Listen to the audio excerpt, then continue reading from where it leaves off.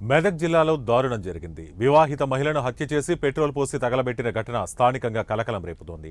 ఇంత దారుణానికి ఒడిగట్టిన దుర్మార్గుడు మహిళకు చెందిన ప్రియుడిగా పోలీసులు చెబుతున్నారు. ఇక వివరాలకు వెళితే ఈ నెల 6వ తేదీ నుంచి రేణుక కనిపించకపోవడంతో మెదక్ టౌన్ పోలీస్ స్టేషన్లో ఆమె కుమారుడు శ్రీనాథ్ ఫిర్యాదు చేశాడు. మహిళ కాల్ డేటాలో యువకుడి నెంబర్ ఉండటంతో పోలీసుల విచారణలో నమ్మలేని నిజాలు బయటపడ్డాయి. భర్త చనిపోవడంతో ఇద్దరు పిల్లలతో కలిసి రేణుక మెదక్ పట్టణంలోని ఫతేనగర్లో నివసిస్తూ ఉంది. ఇంటి పక్కనే ఉంటున్న మరో వ్యక్తితో వివాహేతర సంబంధం పెట్టుకుంది. విషయం ఇంట్లో తెలిసి కుమారులు మందలించడంతో ఆ వ్యక్తిని రేణుక దూరం పెట్టింది. ఈ విషయాన్ని జీర్ణించుకోలేని ఆగంతకుడు కొండాపూర్ అటవీ ప్రాంతానికి తీసుకువెళ్లి మద్యం తాగించాడు. అనంతరం ఆమెను చంపేసి పెట్రోల్ పోసి తగలబెట్టేశాడు.